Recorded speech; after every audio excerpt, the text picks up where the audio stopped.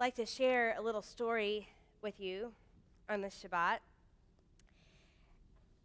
It made me think of the season. And the story is about a time long ago when there were no fire departments. There were no fire trucks, and there were no firemen. This was nobody's job to put out fires. And not only that, at this time, the towns that people lived in were all made of wood, one house and structure next to another, which meant that when a fire started in a town like this, it was everybody's problem, and it was a really big deal to put out these fires. And the way that it worked is there was a really tall watchtower in the town, this particular town. And someone would stand in this watchtower and keep watch for fires because he was higher than everybody else. And when he saw the smoke, the person who was in this watchtower, he saw the fire, he would sound an alarm. And everybody in the town would stop what they were doing and make a human chain, one to the next. The first person standing next to the nearest well, and the last person standing next to the fire, and they would pass pails of water, one to the next down the chain, so that they could throw the water onto the fire and put it out.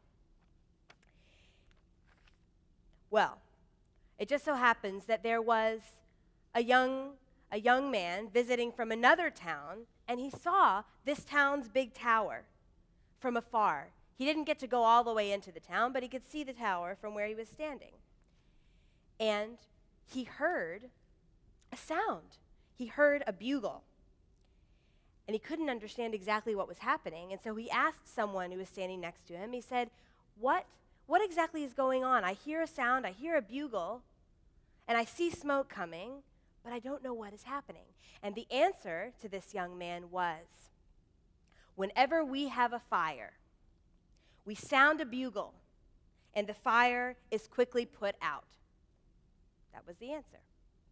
And so the young man was very excited. He thought, this is my opportunity to go and impress everybody in my town, because now I know how to put out fires, right? And so he went back to his town, and he gathered everybody around in the town square, and he said, I have a surprise for you.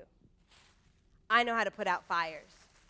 And he said, would you please go and light that building on fire so I can show you how to put out the fire, because I learned the best trick in the town over there. And so they did. The fire's burning. He picked up his bugle that he had bought in the town store, and he started to blast it. And everybody waited. And nothing happened. And he said, just wait. It works over there. And he played the bugle again. And the fire began to grow. And everybody waited, and they looked. They trusted this young man. And he played it again with all of his heart and with all of his breath. And everybody waited. Did the fire go out? It didn't. It did not go out. In fact, it burned everything around it. And finally, the villagers understood what had happened, and they said, you silly young man, do you understand that the bugle, the alarm, is just the sound that wakes everybody up?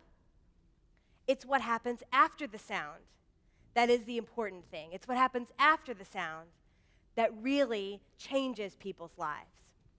What does it have to do with where we are right now?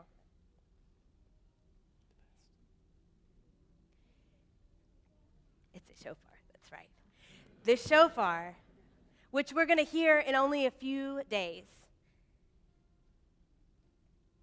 This does not make us better. This is the alarm that wakes us up.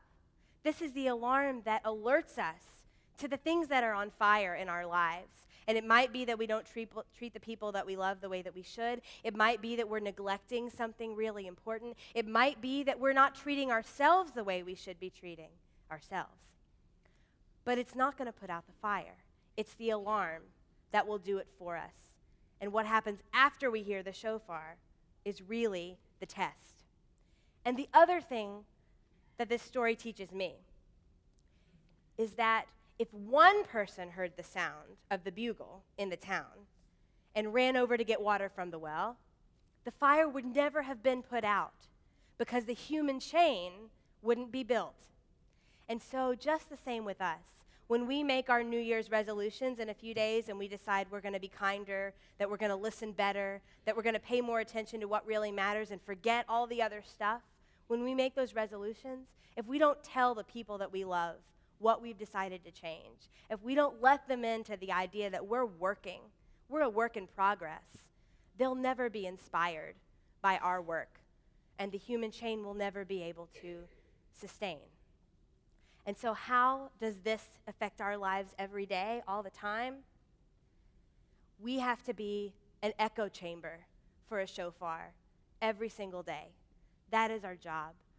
As we begin our new year and we hear this sound that wakes us up, if we every day say, I'm trying, if we every day remember to say, I'm sorry, and I'll do better next time, then we continue to sound the alarm, and we continue to call others to action, and we continue to spread the light so that the shofar lives in us. We are, in fact, a shofar.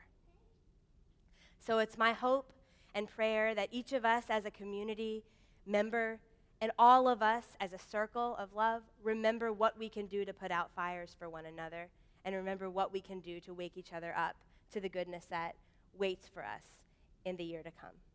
Amen.